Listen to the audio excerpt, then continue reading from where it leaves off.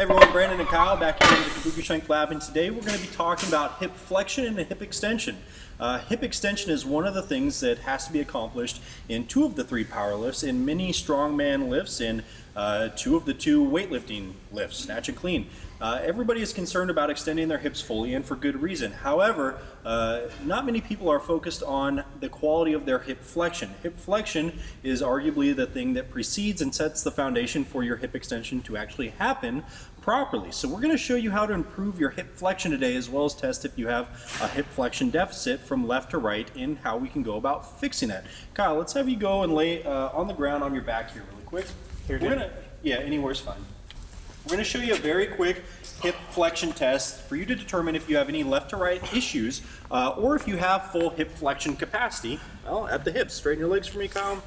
Now we want to make sure Kyle's lower back is reasonably into the ground. He doesn't have to tilt his hips or posteriorly tilt his hips to find that position, but we don't want him to cheat by extending his back in this test. Now what we're going to ask him to do is to maintain his trunk position. He can be relaxed, but maintain position. Keep one leg straight and raise it as high off the ground as you can. Go ahead, Kyle. Good. Now for strength athletes, you don't need too much more than this. If Kyle bent his knee, he'd free up a little bit of hip flexion. That'd be able to travel further. We like to test this straight leg to test left to right imbalances. Go other leg, Kyle. Should be better.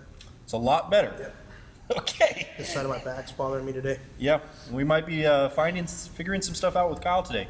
Now, if you are like Kyle and you present with a left to right imbalance, number one, you can fix it largely in a drill like this. That would require you to do a semi-contract and relax method, where you bring the leg up that you had the deficit in as high as you can. You're going to hold it as hard as you can for about a 5 to an 8 count, and then you're going to relax. This is the sort of rewiring your brain to say, hey, this is a safe position for me to be in. Now, Kyle mentioned his back was kind of upset, and that might be limiting part of his hip flexion because he might have a little bit of a shift going on or something of that nature. We're not too sure, and we're not really going to figure it out here. Go ahead and stand up for me, Kyle. Now, if we want to work on our hip flexion, another drill that we can do is to come onto the wall, go side of your body on the wall, Kyle, right hip touching the wall. Now, Kyle's going to put a lot of pressure into the wall with his right hip. Not just arm, correct? Yep, hip and arm into the wall decently hard. He's going to get this right glute stabilized. Now with his left leg, he's going to bring it up as high as he can in a bent knee position. And we're going to do more of an endurance test here for him. Kyle used his right one. I said left one. Probably doesn't matter that much. I thought I was off. Yeah. Good. Try the other one in this position. Press into you with your right.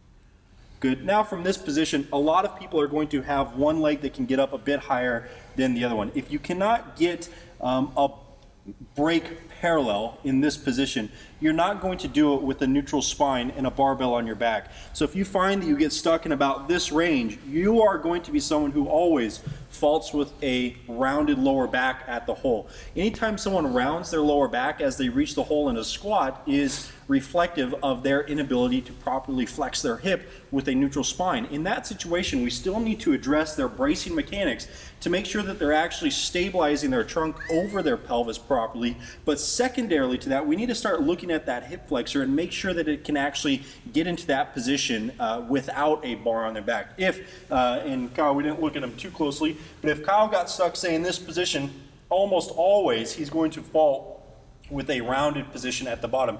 Now there's something to be said for actual torso folding to be able to free up some of that hip flexion as well, but this is a pretty quick and easy way to determine if you have left to right hip flexion imbalances, and that's almost always going to present as not being able to reach the hole with a neutral spine, as well as shifting away from that hip at the bottom of the squat, which is going to present as a hip shift. So if you notice that you shift into one leg, you should be testing your hip flexion and check that box to make sure that that's not a leading cause.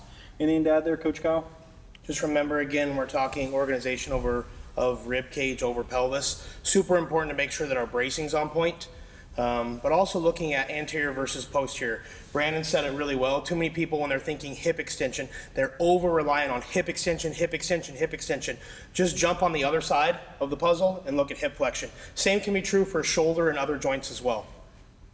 Brandon, Kyle out.